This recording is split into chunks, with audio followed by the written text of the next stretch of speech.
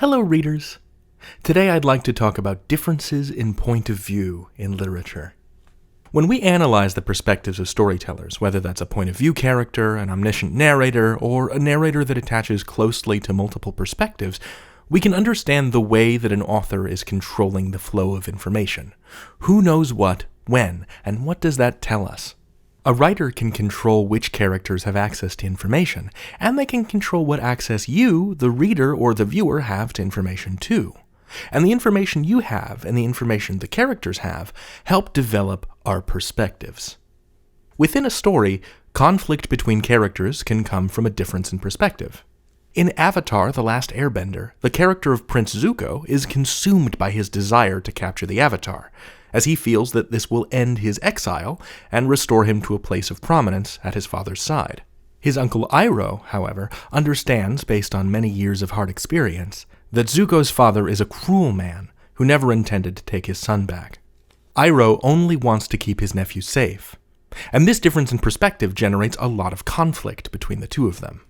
The show slowly reveals Iroh's perspective over time, whereas we, as viewers, know what Zuko wants and why almost immediately. In fiction, that kind of information asymmetry between the storyteller, the characters, and the audience leads to something called dramatic irony. You're watching a play or a TV show or reading a book, and you, the audience, the reader, know something that the characters don't. This is possible because, especially in a visual medium, the audience has a different point of view than the characters do. We can see things they don't see.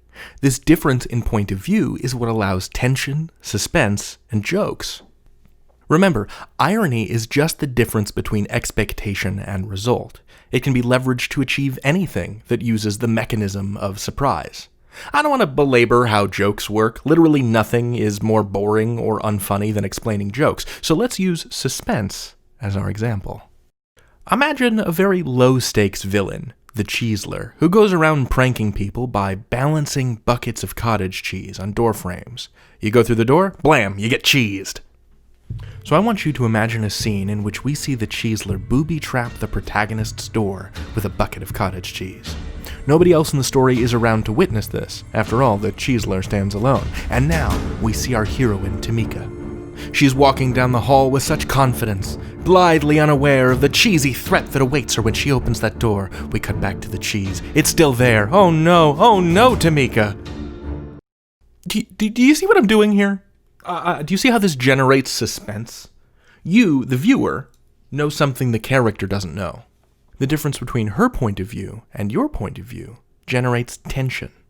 This is something that writers do on purpose. This tension, this dramatic irony, draws us in because it's very satisfying to see it resolved. We know that there's that possibility of Tamika getting splatted with cottage cheese, but what if Tamika, at the last moment, kicks open the door, the cheese bucket drops, and Tamika catches it neatly? Whew, thank goodness. She saw that the door was slightly ajar and put it together. The tension is resolved as the gap closes between what Tamika knows and what we know. When characters resolve interpersonal differences, it's through an alignment of their points of view. That's what brings us to resolution.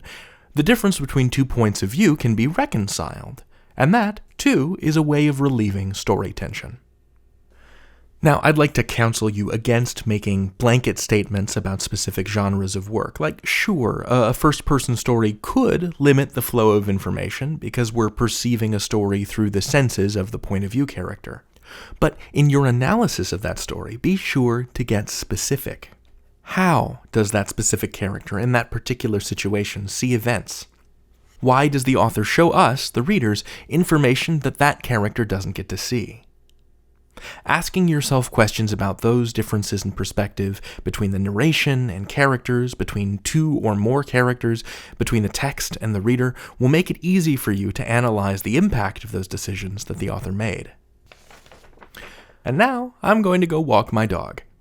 I will see you all next time. You can learn anything. David out. All right.